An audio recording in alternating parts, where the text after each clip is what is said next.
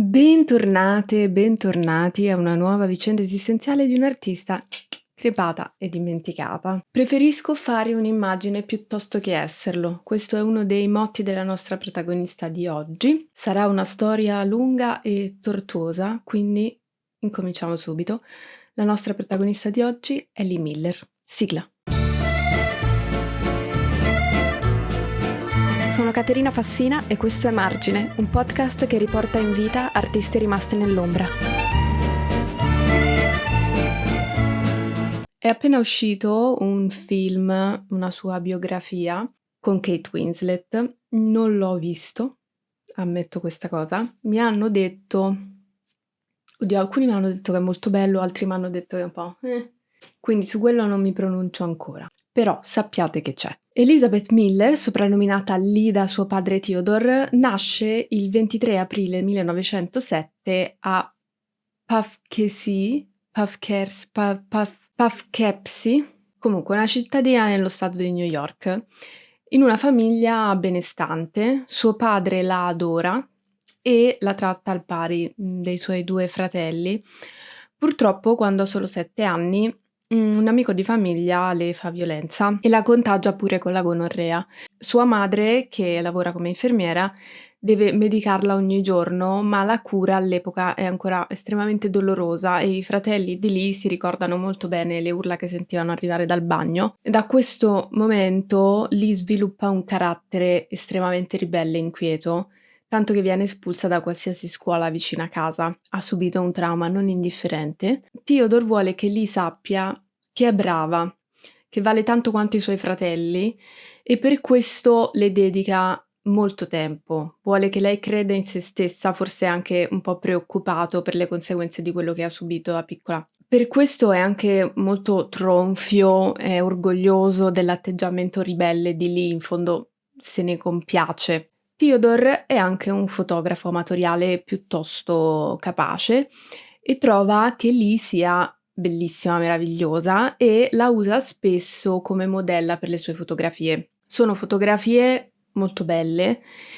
per essere amatoriali e Lee le prende come un gioco, come tempo di qualità da passare insieme a suo papà mentre impara i segreti della fotografia. In realtà Theodore vuole che tutti e tre i figli conoscano la fotografia sin da piccoli, quindi non insegna solamente a Lee, però c'ha una preferenza spiccata. Theodore le scatta anche dei nudi molto di classe, ma comunque sono dei nudi scattati da un padre a sua figlia. Io non sono una persona bigotta, proprio per niente, ma non sono nemmeno così libera, quindi, vabbè, ognuno tragga le proprie conclusioni. In ogni caso, non credo che lei venisse sfruttata dal padre. Lei è un soggetto collaborativo di questi scatti, non è un oggetto sessualizzato dallo sguardo paterno, almeno questo. Lee riesce miracolosamente ad arrivare a fine liceo e nel 1925, a soli 18 anni, Theodore la spedisce a Parigi per studiare fashion design, o almeno qualcosa che ci assomiglia, un antenato del fashion design. Lee torna riluttante a New York dopo un anno. Theodore deve andare a prenderla di peso a Parigi per riportarla negli USA. Si era proprio innamorata della Francia e una volta a New York decide di iscriversi a un corso di teatro sperimentale e a una scuola d'arte, quindi continua questa educazione artistica. E proprio mentre gira per Manhattan in abiti couture comprati a Parigi, Lee attraversa incautamente la strada e rischia di finire sotto un camioncino. All'ultimo secondo la ciuffa un uomo. Quell'uomo è Condé Nast. Se vi state chiedendo dove abbiate già sentito questo nome, ve lo dico io, è niente meno che il fondatore di Vogue. In realtà fonda anche molte altre riviste, comprese Vanity Fair e The New Yorker. Diciamo che è un media tycoon, però lo conosciamo principalmente per Vogue. Condé Nast, che ha a che fare tutto il giorno con donne bellissime, si rende immediatamente conto che Lee non è da meno. È bionda, è alta, ha carattere da vendere e quindi decide di farla diventare una modella per le sue riviste. E lì compare per la prima volta sulla copertina di Vogue il 15 marzo del 1927 con un look ispirato alla modernità, all'emancipazione della giovane donna. In pochissimo tempo Lee diventa quella che noi oggi definiremmo una top model. Tutti la vogliono, i più grandi fotografi di moda la fotografano in tutte le salse. Uno dei più importanti è Hoyningen-Höne, di cui c'è una mostra che vi consiglio a Palazzo Reale a Milano, in cui trovate anche foto di Lee Miller. Lee però non sa solamente posare, lei è anche in grado di disegnare e viene assunta da uno stilista newyorkese per disegnare le stoffe della sua collezione, però la natura anticonvenzionale di Lee la fa durare veramente poco seduta a un tavolo d'ufficio, nonostante fosse un lavoro creativo. Lee trova che la fotografia ormai sia ben più efficiente del disegno per liberare la propria libertà creativa, ma pensa anche alla libertà creativa di tutti quanti. E infatti lei non è solo in grado di disegnare, lei sa molto di fotografia grazie a Theodore, che le ha insegnato tutto ciò che conosceva al riguardo, e quindi durante le sue pose per Vogue, Lee parla e discute con mostri sacri della fotografia e quindi non è una modella muta, spesso le fanno anzi vedere gli scatti che la ritraggono e lei ha appunti, insomma, dice la sua. E infatti è proprio uno di questi grandi fotografi, Edward Steichen, che le suggerisce di prendere lezioni di fotografia a Parigi con Man Ray. Lì non se lo fa ripetere 2 volte, Parigi le era rimasto nel cuore e quindi parte immediatamente. E così nel 1929 Lee torna a Parigi, ha 24 anni e si ritrova nel mezzo di una rivoluzione culturale che coinvolge soprattutto la moda femminile.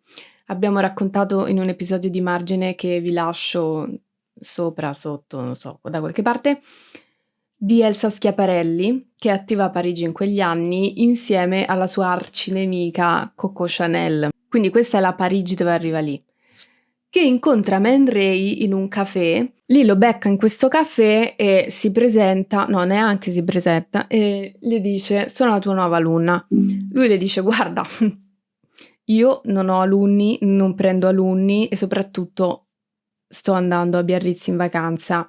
Al che lei gli risponde: sì, lo so che stai andando a Biarritz in vacanza e io vengo con te.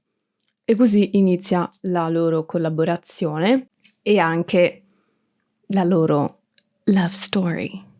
Gossip storico, Alfonso Signorini mi spiccia casa. I due si mettono insieme e iniziano a collaborare. Man Ray nutre un profondissimo rispetto per Lee e questa stima la aiuta a esprimersi e a emanciparsi artisticamente. Collaborare con un uomo non significa necessariamente soccombere o essere la sua galoppina, insomma la sua musa, anche se Lee posa per lui, anche se si posa nude per un uomo. Non esiste il bianco e il nero, ecco. Sotto la guida di Man Ray, Lee affina la sua tecnica fotografica, che all'epoca non significa solamente saper scattare una foto, la composizione, queste cose qua, ma anche saperla sviluppare. Ci sono dei processi chimici complicatissimi e anche molto tossici che servono a sviluppare le fotografie. D'altro canto, per Man Ray, Lee è una possibilità in più per affermarsi nel mondo della fotografia a livello internazionale. Lui sta scattando fotografie a una delle modelle più richieste di sempre, quindi diciamo Deudes, non ho studiato latino comunque, cioè non è uno scambio, cioè è uno scambio equo, ok? È durante uno dei loro esperimenti che scoprono la tecnica della solarizzazione. È un caso, un incidente che ha varie versioni. Questo è come lo racconta Lee. Qualcosa mi strisciò sul piede nella camera oscura e lanciai un urlo accendendo la luce. Non scoprii mai cosa fosse un topo o chissà cosa. Poi mi resi conto che la pellicola era completamente esposta. Man le afferrò, le immerse nell'iposolfito e le osservò più tardi.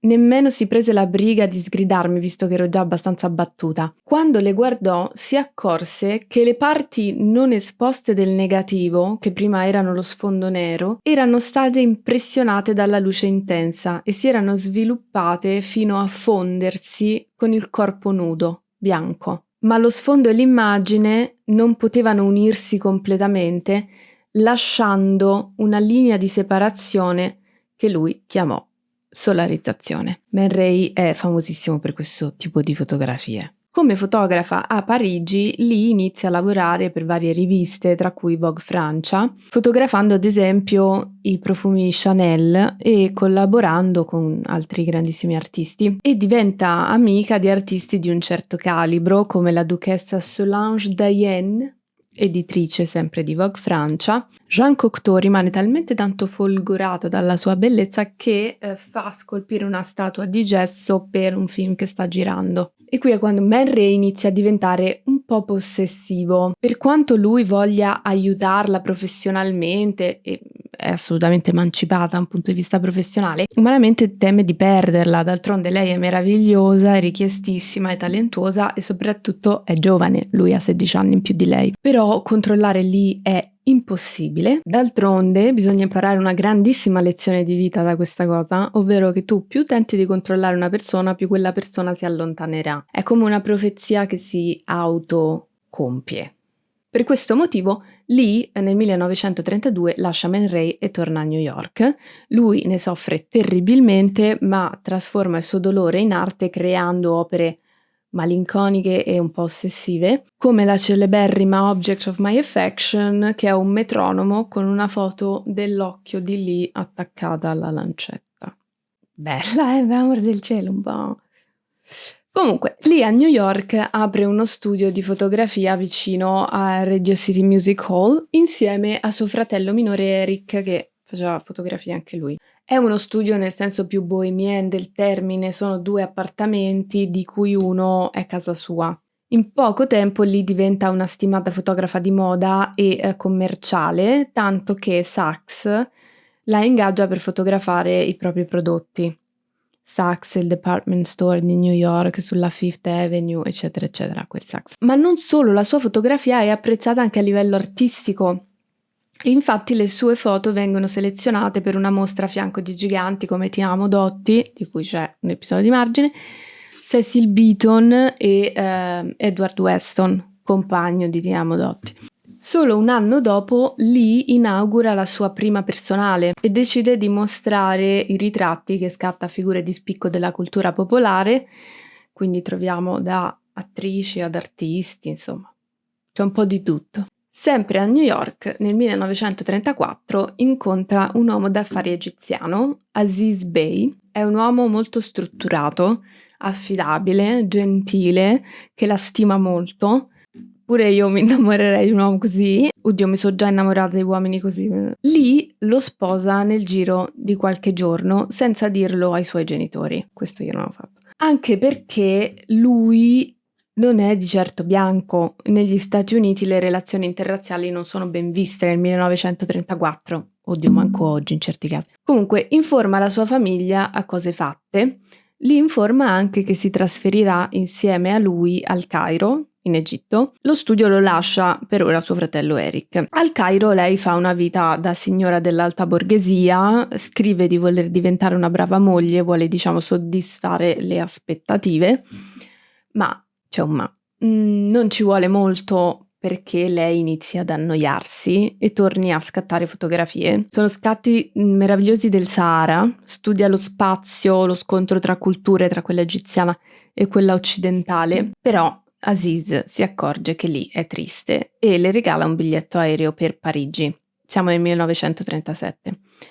Appena arriva, proprio la stessa sera, si fionda a un party surrealista in cui ritrova tutti i suoi amici, tra cui Man Ray, e a quel party incontra però anche Roland Penrose, che è un giovane rampante dell'alta borghesia inglese, che è un uomo molto bello e fa il pittore a tempo perso. I surrealisti, come abbiamo detto nella puntata su Leonora Carrington, che trovate nella playlist di margine, nonostante siano avanguardisti, non sono femministi, non sono paladini dell'emancipazione femminile. Gli uomini sono molto libertini e questo atteggiamento viene tollerato perché, secondo i surrealisti, l'ispirazione artistica viene tramite la libido, il sesso.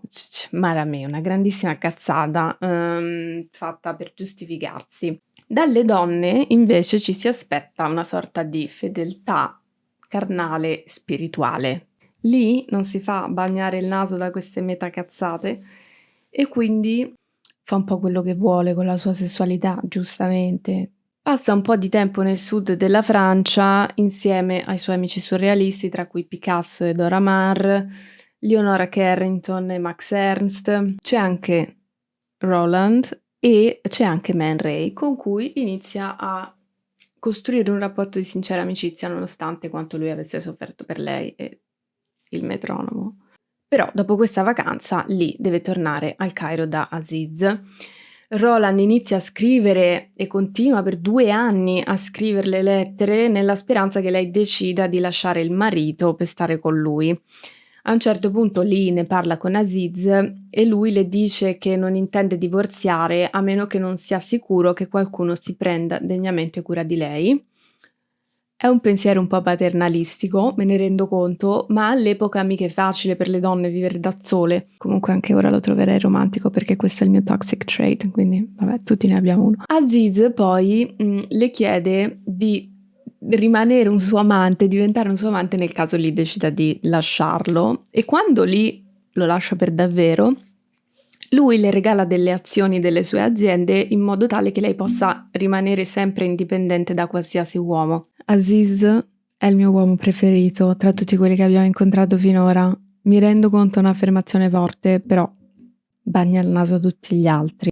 Una volta separata, Lee si trasferisce a Londra insieme a Roland, ma non si sposano per ora.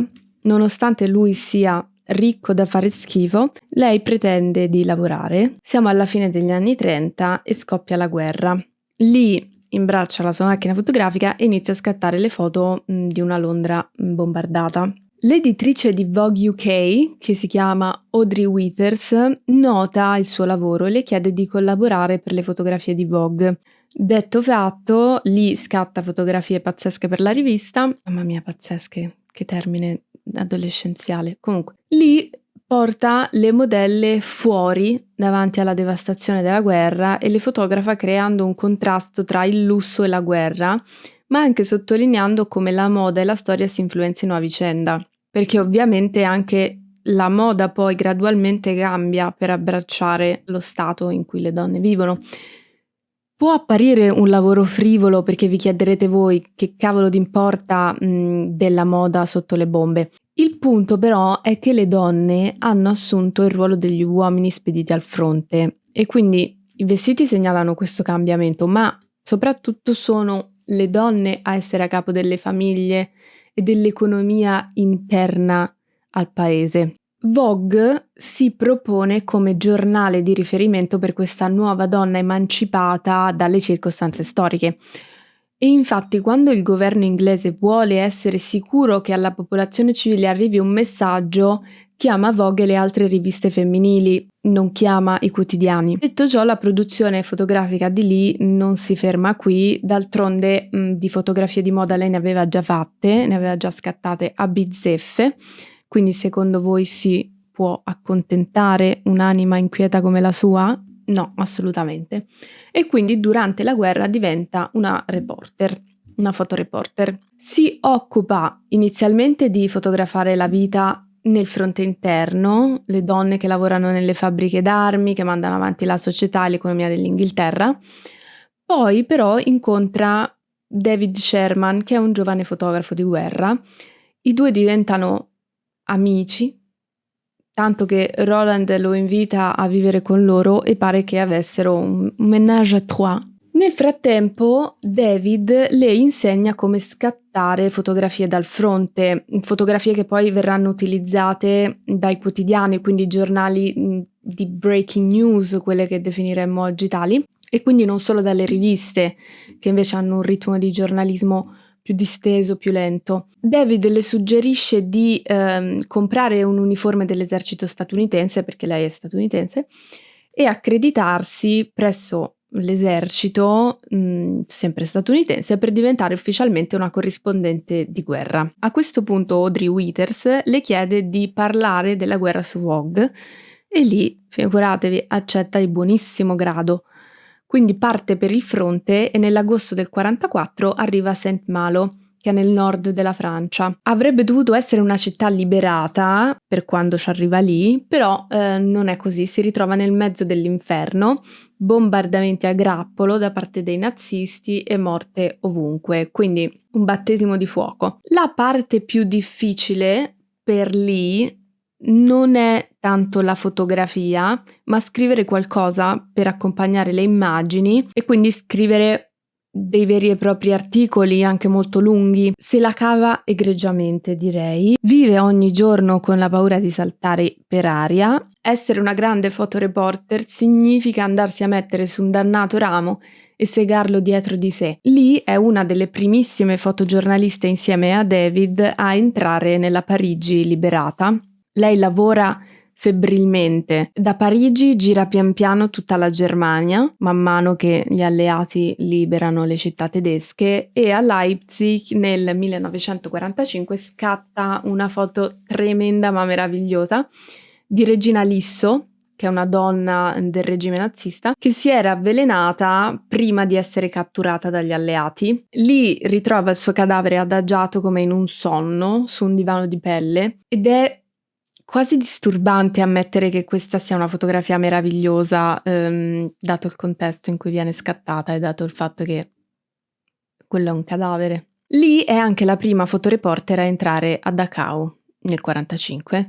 È un'esperienza traumatica per lei, ma sente che è fondamentale raccontare la verità, anche perché all'epoca in tanti all'estero non credevano campi di concentramento. Liliana Segre ne ha parlato spesso nelle sue testimonianze. Una delle cose più terribili era dover convincere le persone quando tornavi di essere sopravvissuta a quella roba lì. La gente non ci credeva. E per questo motivo il lavoro dei fotoreporter, tra cui Lee, è fondamentale. E infatti Lee scatta all'inferno e spedisce queste fotografie a Audrey accompagnandole con una nota.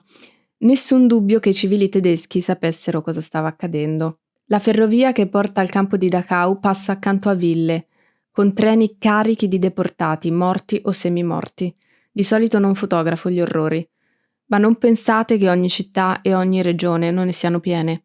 Spero che Vogue ritenga di poter pubblicare queste foto. Vogue UK e USA decidono di pubblicare il servizio, nonostante sia di una violenza grafica inaudita. È il primo fotoreportage sui campi di concentramento pubblicato su un giornale, ed è su Vogue, non su New York Times. Finisce nell'appartamento di Hitler a Dachau insieme a David. Dorme nel letto di Hitler e si fa pure il bagno nella sua vasca. Se cercate Lee Miller su Pinterest vi esce questa foto perché è molto aesthetic. È una bella donna che si fa un bagno nuda in una vasca e quindi la gente parte per la tangente. Oddio, la devo mettere nella mia Vision Board 2025. E invece quella è la vasca di Hitler. Che oddio si potrebbe mettere nella Vision Board 2025. Manifestation, guys. La chiave di interpretazione di questo scatto sono gli stivali. Solitamente le scarpe te le togli fuori dal bagno. Li posiziona quegli stivali davanti alla vasca perché sono gli stessi con cui ha camminato a Dachau la mattina. L'idea è quella di lavare l'inferno direttamente nella vasca del diavolo. È quasi un rituale di purificazione, una vendetta.